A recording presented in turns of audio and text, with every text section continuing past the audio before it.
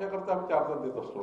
त्यामुळे त्यांनी तिथून डावासोरी लक्ष दिलं असेल त्यांचा पक्ष वाढवण्याकरता, त्यात काही गैर नाही. सर, ज्या पद्धतीने पक्षप्रवेश वारंवार करताय, आगामी स्थानिक स्वराज्य संस्थांच्या निवडणुकीचं मिशन जे आहे ते आता भाजपने सुरू केलंय का काय? भाजपाचं मिशन ऑलरेडी पहिल्यापासून सुरू आहे. आम्ही आधीच ठरवलं की महाविजय लोकसभा, महाविजय विधानसभा, महाविजय स्थानिक स्वराज्य संस्था, आता 2025 मध्ये होणाऱ्या स्थानिक स्वराज्य संस्थेमध्ये आम्ही महायुतीमध्ये मोठ्या प्रमाणावर महाराष्ट्रात लढणार आहोत. आणि मला विश्वास आहे की ज्याप्रमाणे विधानसभेमध्ये आम्हाला चांगलं यश मिळालं, स्थानिक स्वराज्य संस्थेमध्ये महायुतीला चांगलं यश मिळालं.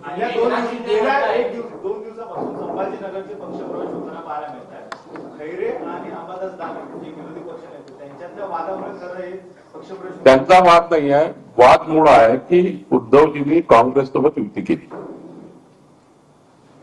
उद्धवजींनी काँग्रेसचे विचार स्वीकारले. उद्धवजींनी हिंदुत्व सोडून काँग्रेसच्या विचाराची संगनमत केलं. उद्धवजींनी मताच्या लागू करण्याकरता काँग्रेसचा विचार स्वीकारला. उद्धवजींच्या रॅलीमध्ये म्हणजे उद्धवजींचे खासदार जेव्हा निवडून आले परभणीचे आणि नाशिकचे, तेव्हा त्यांच्या रॅलीमध्ये पाकिस्तानचे ध्वज फडकताना कार्यकर्त्यांनी बघितले आणि कार्यकर्ते अस्वस्थ झाले, म्हणून पक्षप्रवेश होतो. एकनाथ शिंदे कोकणातील उद्धव ठाकरेंचे काही महत्वाचे नेते तुमच्या संपर्कात असल्याच्या सकाळपासून चर्चा सुरू होती.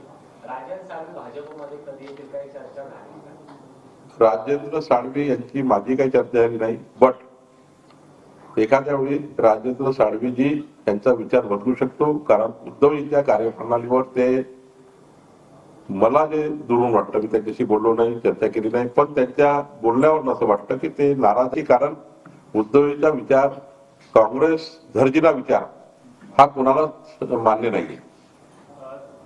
एकनाथ शिंदे असं म्हणतायत की लाडकी बहीण ही जी योजना आहे ती मी आणलेली होती, ही माझी संकल्पना होती. नेमकी कोणाची संकल्पना समजायची? सगळ्यांचाच दावा महायुतीकडनं होताना पाहायला मिळाला. राज्याचे मुख्यमंत्री एकनाथ शिंदे जी असताना मुख्यमंत्री माझी लाडकी बहीण योजना महाराष्ट्रात आली, महायुतीचं सरकार असताना आली.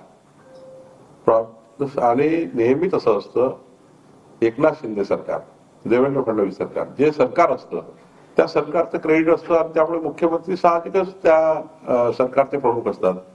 त्यामुळे मुख्यमंत्र्यांनी जरी असं म्हटलं की मी ती योजना आणलेली आहे, त्यात काही गैर नाही. यालाच आमदार अनिल देशमुख यांनी आरोप केला आहे सरकारवरती की जे छाननी केलेले जात आहेत अर्ज, त्या अर्ज कुठेतरी छाननी करण्याच्या नावाखाली बाद केले जातील लाडक्या बहिणीचे अर्ज, असा एक आरोप अनिल देशमुख.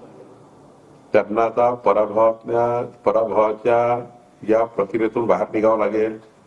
पुन्हा पुढचा पराभव दिसतोय, थोडं तरी त्यांचा पार्टी त्यांना सावरायची असेल, यातून बाहेर निघा आणि पक्ष वाढवा, पक्षामध्ये लक्ष द्या. पक्ष फुटतो आहे मोठ्या प्रमाणावर अनिल देशमुख यांच्या मतदारसंघामध्ये.